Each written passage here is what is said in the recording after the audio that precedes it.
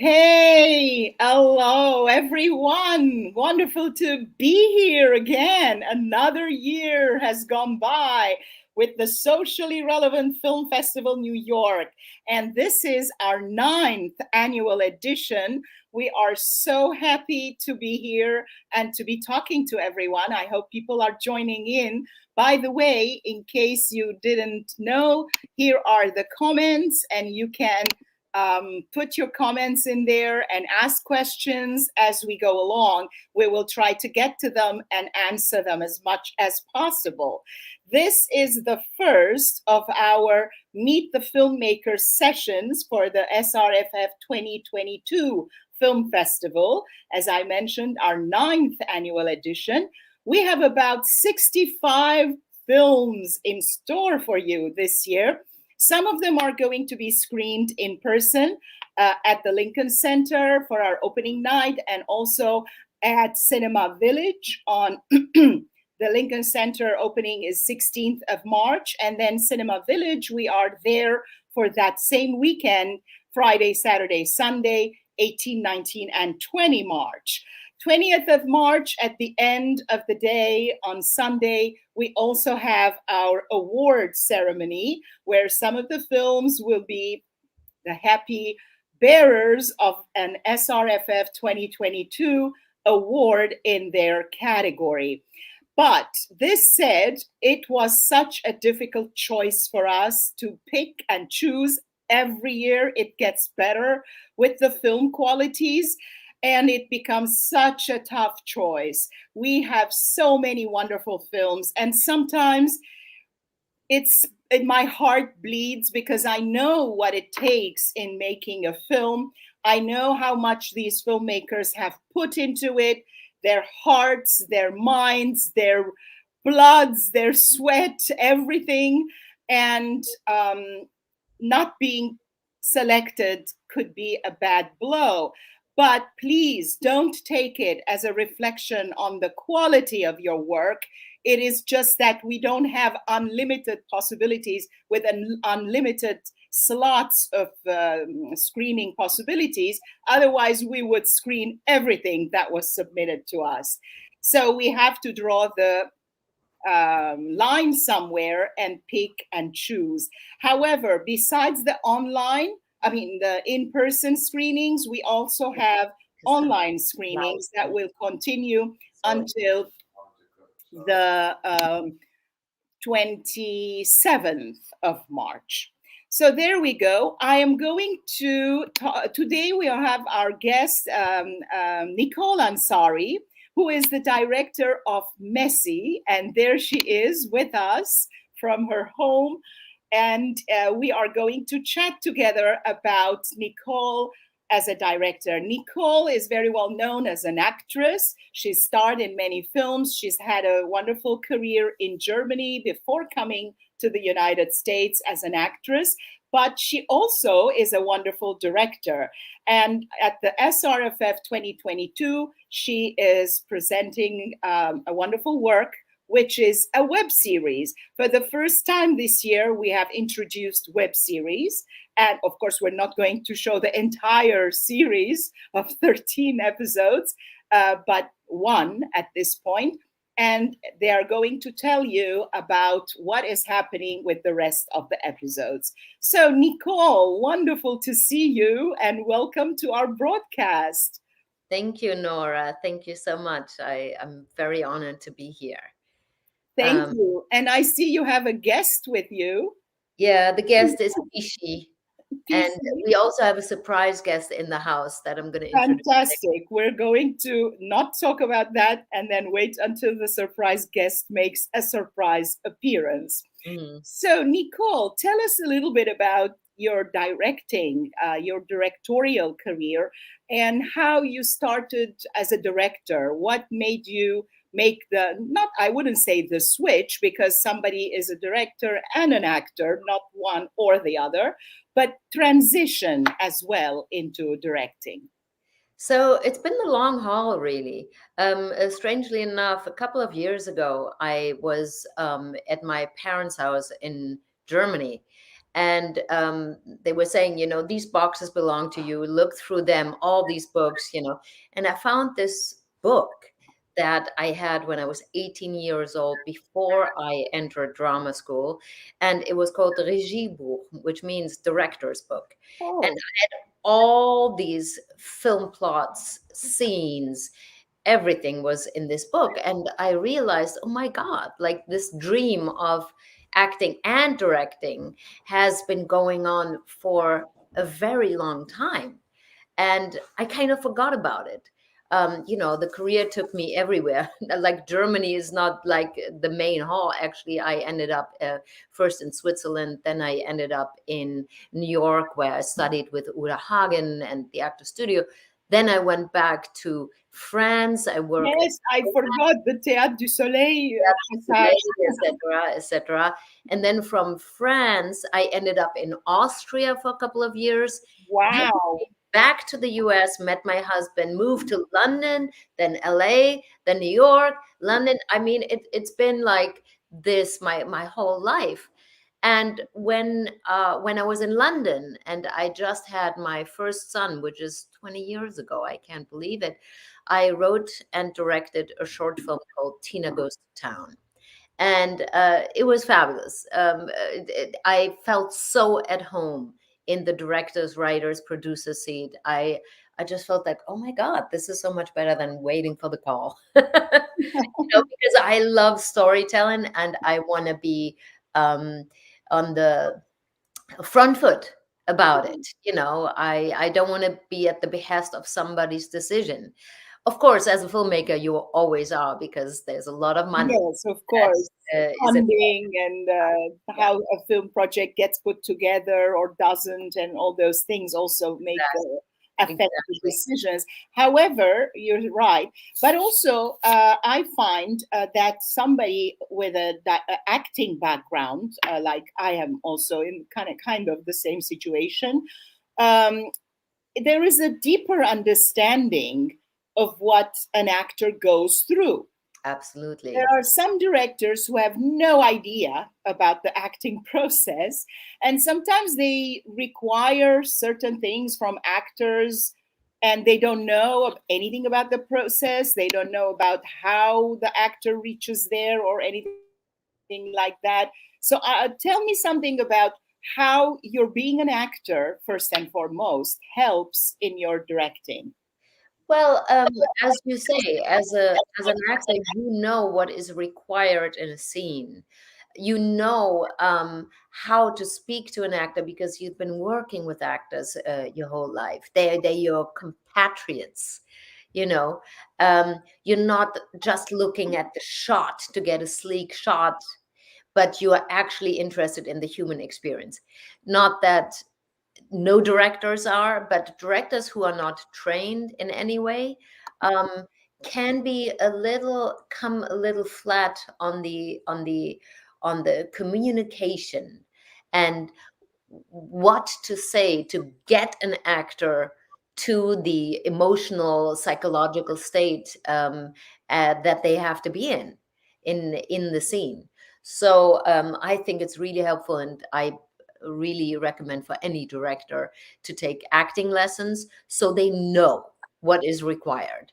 Acting lessons and just working with actors, like doing training where they can work with actors, I think is really important. And um, I think also, sorry to interrupt, but listening to actors is very important. And unfortunately, in the United States, I find that that is not very current because there is a clear cut, So it's like, okay, just be the actor. Don't say anything. Don't interfere with my work. Let me direct. That's the approach most directors take. But in Europe, it's a lot more open, and I find that European directors are a lot more open to actors coming up with propositions and suggesting, or getting a little bit more involved. You who have worked on both sides of the Atlantic, how do you find these differences? well, there is definitely a collaborative element in Europe that I don't find as much in the theater in and with film. Um, that is there. Sorry, Mickey is leaving. Um, and uh, I lost my train of thought because somebody Yeah. at me just now. Um, The directors we yes, took. yes, yes. It really depends. If you're working with a network, there is not much you can do. It's like boom, boom, boom. The shots need to get in by 5 p.m. Everything is like, if you're working on an independent movie, I find American directors just as collaborative as European Yeah. directors. It depends. The more corporations are involved, and the more money there is, oftentimes the collaborative element kind of falls to the wayside because more and more executives have their word in. Yeah. Yeah. And also to go from there to the collaborative efforts, not only with the between the director and the actors, but also with the director and the writer, creator of the show. It's more like a teamwork. And if every little cog in the unit doesn't do its job in collaboration with the other units, then of course it doesn't come out as nice. And speaking of which, we have Kate Warren, who is the creator and writer of Messi, and also she takes on the lead role in the web series. So why don't we bring her on and we can continue this conversation? Okay, can you just give me one moment because I can tie it in with Kate, actually, where I met Kate. Sure. So the other movie that I did, the other short was a documentary movie, and I shot it at my children's elementary school, PS3, which is also nicknamed the Hippie School here in Greenwich Village in New York City. And what is extraordinary about that school is that they use the arts. It was created in the 70s by a bunch of hippie parents, and so there's a lot of artistic element in that school, although it's a public school. So I involved the children in filmmaking. Like, I had a gaffer that was a child, I had an assistant Wow. that was a child. And so we did this as a collaborative work. And I did it as a fundraiser to raise funds for the arts program in the school. And my son took fencing and acting lessons in after school with Kate Warren, who also. Wow. So that's how I met Kate. So it is the community thing that's coming Yeah, together. I yeah, love what you said about the schools because that's where it all starts, yeah. early on in education. Unfortunately, not everybody gets lucky enough to be at a school where the arts are emphasized. Mhm. I was, in my case, lucky because we had one professor who kind of put me on the right track because I was good at reciting poetry and he saw something and he put me on a, but then it's everything is relative. If you're in a school, that school happened to be in New York, I would have been early on in the New York scene. And you're doing great with introducing the students to a field that, in fact, a lot of the youngsters nowadays are losing interest in education system because it doesn't satisfy a lot of the artistic um, drives that they might have. Yeah. But putting them on that track, suddenly their interests are rekindled in everything, and it's a learning process. Who says It's you? all about getting the opportunity of seeing something. And in my elementary school, in the Montessori school, my teacher was a teacher during the day and an actress at night. So from the age of 9, Wow, I went into the theater and saw Jean-Paul Sartre, like the existentialist plays and everything from age 9. So had I not had that, and after school programs in theater from the age of 9, who knows, I would yes. have not maybe gone into this profession. Yeah. I think that's it's very, very important. And a lot of schools just stick to the syllabus, and but you need to give the children something that sparks their interest. You can tell the difference. Sometimes you tell something to a child child in the school, and they're listening, and then they get something that is really interesting to them, and suddenly the eyes spark, and there's a completely different expression on their faces. So so this is cool. Germany, Switzerland, France, London, and now New York, and of course you still go back and forth and do things. Mostly as an actress, though, right? The directing is mostly as an actress, but I've just been offered to direct a series here and in France, which is very exciting. So that is cool. That is fantastic news. Okay, we're going to talk about all that. All right, maybe we should bring in Kate and hear her side of the story. So we have Kate, and I am going to change the banner. So there we go. She is the lead writer and creator, the writer and creator and the lead actor in Messi. And it's wonderful to have you with us, Kate. And it's thank you. Both of you say it's a collaborative effort, like one of those situations when you find the right team partner and then the project takes off. And it's really lucky that that happens. So tell us a little bit about how the idea of this series came to you. Okay, well, they say write what you know, and that's what I did. My husband and I, in January of 2016, decided that things were a little dead between us, and then you know, we couldn't live in two separate apartments because the New York rents are just too extremely expensive. So we were dealing with, you know, him on the couch, me in the bedroom, raising the kids together. And then a couple months later, I had friends telling me that I should try some online dating.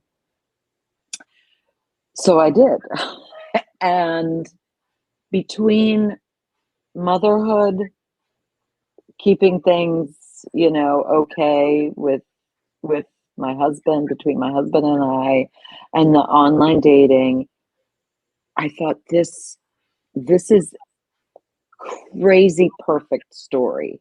This is a perfect story with the three things juggling, you know, this woman juggling everything, trying to, you know, keep the kids, you know, going and keep this sort of new me going.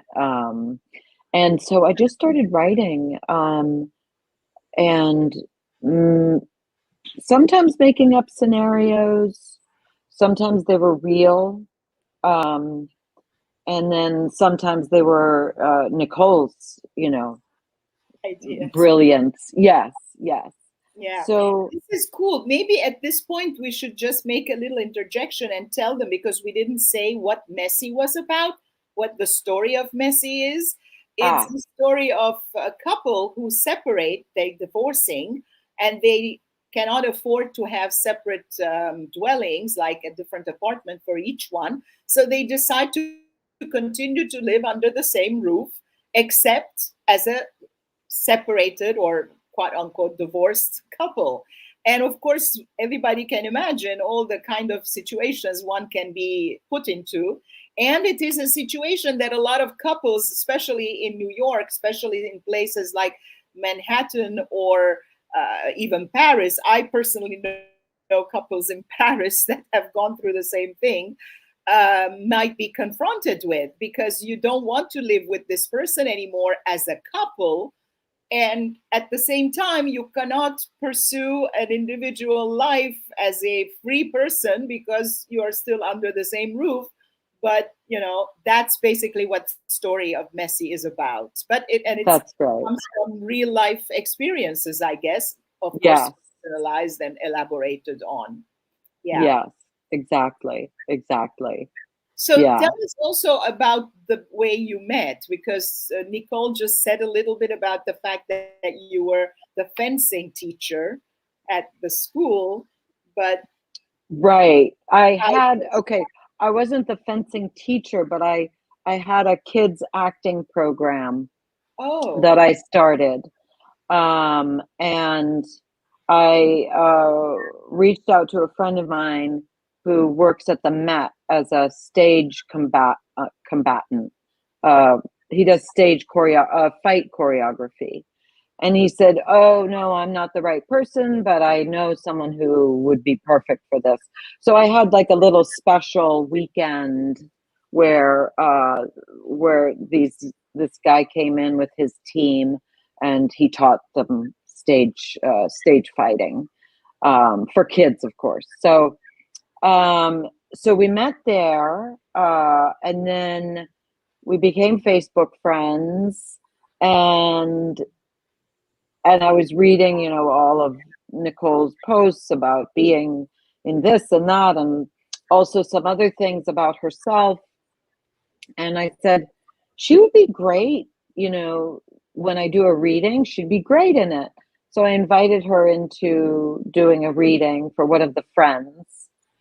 And, at that reading, I just knew she got it. She just absolutely understood. She visualized, because it's very visual. Like, I wrote it as a very visual concept. So when, like, for example, when my character meets or matches with someone on the online dating apps, they come straight to life. They're in her living room. They're in oh, her they're in her bathroom. yeah, She's, brushing her teeth, and he comes to life in his, underpants, kind of thing. So that's not in the show, the series that we have now, but later on it is. yeah, And it becomes very, very funny, and a comedy of errors. yeah. It gets crazy. So I saw that she saw that, and we were all just, especially Nicole, was just laughing, and she understood the sexual awakening of women of a certain age. And I really liked that and appreciated that. That is beautiful. Yeah, I really love the film, and it's so funny. We should mention that there are so many funny situations, which doesn't Yeah. happen often, I should say, with the Relevant Film Festival, because most of our films deal with social issues. In fact, exclusively we deal with social issues. And a lot of these documentaries sometimes can get a little heavy handed and difficult to, because it's dealing with social problems and people's lives, and sad things can come up. And it's always refreshing to have a comedy in the lineup. So, Nicole, this is interesting. Tell me about a little bit about the casting. I know Kate came already with the package when she created and wrote the play. The screenplay. She also kind of cast herself in the main character because it's her story. But what about the other characters? How do you go about auditioning, choosing, and it must be quite a process. Yeah, it was a collaborative work with Kate. Kate had a few like of her friends already in it, and the rest really I filled with my roster of actor friends. And in some of the, like the PTA moms, for example, who are in there, I just asked every friend, do you want to be a PTA mom, and they all showed up. Yeah, show up on Friday at 3 p.m. in front of that school, and they showed up. And a lot of them are not actors, but they don't have like big, speaking Yeah, role. A few. So some people have their debut here, in the series. And I have to say, like Matthew Sanders, who plays Kate's husband, who is a dear friend of mine, who was actually recommended by our friend Eve Pomerantz, who is a producer and casting director. And she said, "What about Matthew?" I said, "Of course," because Yes. sometimes you don't even think, I didn't think of Matthew. First of all, because he's not American, I thought, oh, we want an American husband. And but then, he auditioned, and it was clear. And then the kids are so perfect. They really look like they could be kids of Kate and Matthew. Yeah. So this is, and we had a few disasters. Like Kate put up an ad in Craigslist for, we have this runway where we have men showing up. Kate swipes left and right and looks at her app, which is brilliantly called Hook Her Up. Oh my. Which I think you still have to patent. It's so great. Yeah. And then the men show up like on the runway, and you have all these weird men showing up. It's one of my favorite moments in the web series. And so this is how we chose. So do you want to tell the story of Craigslist? Yeah, this is I'm just going to say that don't say too much about the film itself, but it's Right. all these interesting anecdotes are wonderful, because I'm just screening, letting people know now that the film screens in person on Sunday, March 20th at 3:30 p.m. at Cinema Village. And there's going to be a Q&A following the screening with Nicole and Kate and whoever is part of the film and happens to be available and in person, available in person. And so people should, and here is our website where you can find more information, purchase tickets. Right now we have an early bird ticket at only $7. Full price tickets are $15 for the in-person screening. So take advantage of that situation. And and let's see what this funny anecdote is about Craigslist, which So I had asked several male actor friends and also dad friends to just do this, come for half a morning or a morning and walk down strutting themselves. No one wanted to do it. So I was like, where do I go next? So I went to Craigslist and I put up an ad, and so a lot of responses. Some of them were very good, but there was one who was very nightmarish. I think he came on drunk, probably high, something. He was on something. Yeah. And he was claiming that he was SAG, the Actors Guild, and that he needs to be paid. Yeah. Yeah, and he needed to get paid. And this was an unpaid thing. I mean, this was, yeah. Very short, not much effort involved and no lines, So that was a little, I have to say. It got a little intense, right? Yeah. Yeah. It's He's funny. It's funny. Were you able to get that on camera? Yeah. Oh, yeah. We got him doing his walk. Okay. Yeah. Good. Yeah. So he's one of the guys who. He's one of the guys. Yeah. Right. So this is cool. So we're not going to play the trailer here in this chat because our experience has shown that if we introduce a trailer right in the middle of the chat, sometimes it glitches and stuff. However, those of you who are watching or the people who will watch it later, please know that the trailer is on our YouTube channel. So when you go to the 2020 playlist of the Socially Relevant Film Festival 2020 playlist, you will see that Messi is there, and you can watch the trailer or just purchase tickets and come to the cinema. And do we have our surprise guest? Yeah, we have a surprise guest here. This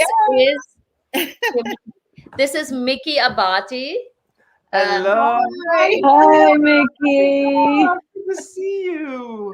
You too. Yeah. So Mickey is in Messi. Yes. Yeah. I was one of the And three can you- Greenland scholars. Sorry? I was one of the 3 Greenland scholars who gave an award to her ex-husband. Oh, okay. Yes. Let me create a banner with your name. So, Mickey, is there a E? Mickey, yes. Yeah, Abbate. Abbate, Abbate. Mickey is a wonderful actor and has been a friend since Brian and I worked on Broadway together in Rock and Roll. Yeah. He worked with us there, and he's a wonderful actor. And so I said, do you have an afternoon where you could just play a small part in the web series? And he's like, yeah, why not? That is so nice. And I collaborated. I mean, Mickey and I know each other because I did a play. It was 6 characters in search of an author, and it was a Pirandello evening. And Mickey was in one of the play just before that. She was Mother, and I was Chi-Chi in the play before. So it was great. It was a lot of fun. A lot of fun. So this is so cool. Everybody is meeting everybody else. So yeah, so this is really great. So all the actors were friends, or you auditioned. Some people, obviously, even if they are friends, they have to be right for the part, because you can't just bring friends if they are Exactly. not part. Exactly. Well, we auditioned the kids, really, like Yes, Yeah. we did. And what you said earlier about that we know are good. the parents not necessarily being actors and all that, I'm sure it gives that real atmosphere to it, because the nature of the story is such that it has to be credible. You can't have people who look like actors, who look like just stepped out of a Hollywood movie. They should look like people who you meet walking down the street in Brooklyn or somewhere, wherever the story is taking place. So it sounds like you did a great job with that. I mean, I know you did because I've seen the film, but our audience hasn't, but they will soon enough. So let's leave it open a little bit to see what you guys want to talk about a bit. Kate or Nicole, maybe, yeah. Thank you. That was good to see you. Mickey. Nice to see Bye, you. Mickey. Okay, nice to see you, Nora. You too. Well, I would like to talk about something that Kate and I are doing, because we have 5 episodes. Right now we have 5 episodes. We raised the money on Seed and Spark, and we're doing another Seed and Spark in order to raise money for the PR. So we hired a PR person, Karen Greco. She's phenomenal. And we really want to try to bring the buzz up for Messi, because Messi has won so many awards on the festival circuit, and deserves to be seen. Everybody who sees it is like, where are the next episodes? I want to watch more. So we want to raise funds. First awareness, spread the word, get it viral, and then raise the funds to then do the rest of the 13 episodes that Kate has already written, Yeah. That's right. Yeah. We're really hoping that this will be going viral, getting picked up, whatever, That's what we'd really like to do. So what would we'd love your help. People? Yeah, I would going follow to ask us. you, is there a website that I can show on the screen. So people who want to learn more about it, they can go and find out there what's going on and how they can be part of it or contribute or make this happen. Because if something is good and successful, people obviously want to be supportive of it and want to be, have taken part in it, not necessarily on screen or off screen, but take part in its success. So, well, there's Instagram, there's Messy the web series, and Facebook also has Messy the web series page. And I don't have a website. Okay. No, I thought maybe for the fundraising there was already something in place. So we haven't gone live with that yet, but it is on Seed and Spark, and you can follow Messy the web series on seedandspark.com. It's a fundraising platform. Yeah, perfect. So I'm putting the Messy the web series on Instagram. So if people go there and already follow you on Instagram, they will be informed when things become available, and we'll be happy to talk about it. And of course, we will talk about it during the screening when you are there. And it's a wonderful thing, there people are into so many series now, and why not a series on a couple that is one moment, I'm getting something here happening. Yeah, there you go. My lamp is falling. To tell this story, and then the people will be participating and being part of it. Yeah. And also, Nora, I would like to say, I mean, I know that most of your films are quite, dramatic, and they have a theme of some kind of, yes.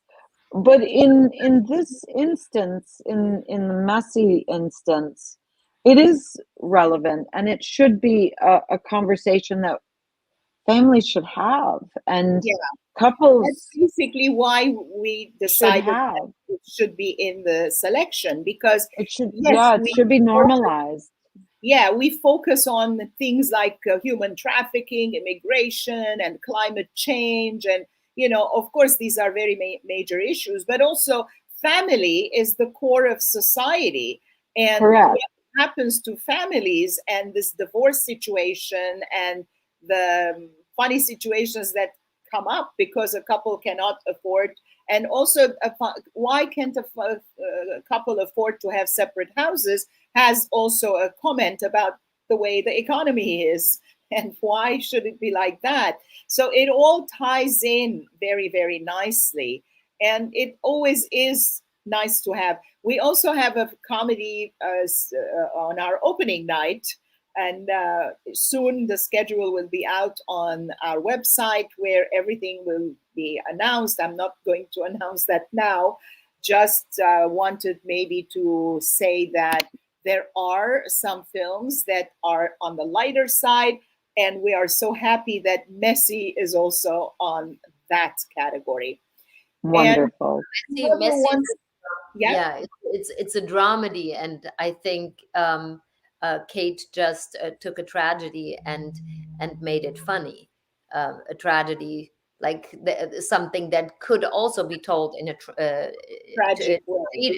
tragic way, and she chose to make it funny, which I think it's always brilliant. And it's also about the sexual awakening of a woman of a certain age, which is a so relevant issue. Yes, exactly. And we become more and more invisible, Yes, and we shouldn't be. Yeah, we shouldn't be. Look, we're very vibrant. Owning the screen, and why should we be invisible? We are certainly not invisible, and Messy puts us in very funny situations, and I mean, definitely, it's a big recommendation on our part, and don't miss it. The festival website is right there, ratedSRFilms.org. more and more information will be posted as you go along. This is the first of our Meet the Filmmakers series. We started early because last year we had the entire program online, so we were able to do the talk shows around the same time. But this year, since we have an in-person section and we are all going to be at the cinema during that time, I thought it might be a better idea to start these talks early on so that during the film days that we are in person in the cinema, we can be there in person. And the talk shows will be on our YouTube channel for anybody who didn't come right now on the live to be able to see them later. So we have 5 more. Oh, we lost you, Nora. Yes. Yeah, that's weird. You were still there, Kate. Minutes. Yeah. Okay. Please feel. Oh. Okay, you're back. You were gone for a moment, Nora. Yeah, I know. Something happens. I froze for a second. I don't know why that happened, even though I am not on Wi-Fi and I should complain to StreamYard. Hello, StreamYard. If you're listening, please make sure we don't go offline at all. Anyway, as I was saying, all the information will be posted on a regular basis on our website. And we are going to be doing these Meet the Filmmakers sessions until the festival days. Last year, we did them during the same time as the online because we could do that. Everybody was at home. But during the festival week, we will be in person at the cinema. So we can't do the live shows at the same time. So wonderful. So we have a couple of more minutes, and please feel free to add whatever you feel like it, Nicole or Kate. Well, again, I just want to reiterate, like, if you could all follow us. Mine is Nicole Ansari, Instagram. Kate's is Kate Warren. Kaylee Warren 123 on Instagram. Yes. And get, sign up for the Seed and Spark, so you get information as well about Messi, and go to the website of the Socially Relevant Film Festival, rated SR. What is it? Rated SR films.org. And buy your tickets there and support the film festival, because Nora is doing a phenomenal job. You're doing a phenomenal job, Nora, and have been for 9 years of really supporting up and coming filmmakers and documentaries and raising awareness for socially relevant issues. And I don't think that's always been a piece of cake. No. So and you know, because you were on our jury before in other years, and you've been closely involved with the festival, so you saw firsthand. Of course, as the years go on, it's becoming a little more organized. We know a little bit more what we are doing. The first few years, oh my God, it was like pushing a rock up a hill. Oh, yeah. Yes. Or the beginning of anything is always like that. Yes, but we do it with a lot of pleasure, because I cannot say it enough times. We cannot have a festival without filmmakers, and we can only do what we do with the support of filmmakers, with the support of the team of the festival, who I always want to thank, and also with the support of our sponsors and partners. All these three are very, very important elements that put the festival on its feet. Of course, the jury is also very important. A lot of other elements come along as well, but the main three are the filmmakers, the festival team, and also the sponsors and partners of the festival. So we have, like I said earlier, 65 films on offer this year. This was our first chat with Meet the Filmmakers, and we're going to have more. Sometimes we're going to combine a few films, like thematically, and have them all on the same chat. And at times we just focus on one film, as this is the case.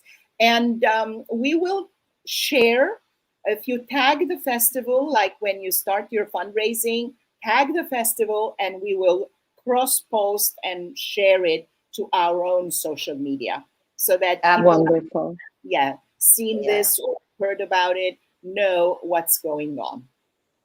Thank you.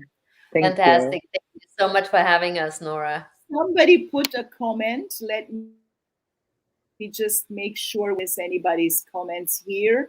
Okay, Michael is saying, thank you all for this. Looking forward to seeing more of the series. Yes, of course, we'd love that. And Ching, who is always extremely supportive, and she does her own talk shows. Maybe she wants to host some of the filmmakers. And Ching has she's a great interviewer, and maybe she should have Kate on the show. Yes, and she also has a film in the selection this year. She has a documentary, and it's going to come. We're going to talk to her as well. So thank you, Ching. And she says, congratulations. All right, we are 1 minute past the hour, but thank you all. Thank you, Nicole. Thank you, Kate, for being there. I am going to go off broadcast now. All right. Thank you. Thank Bye-bye. you. On the 20th of March.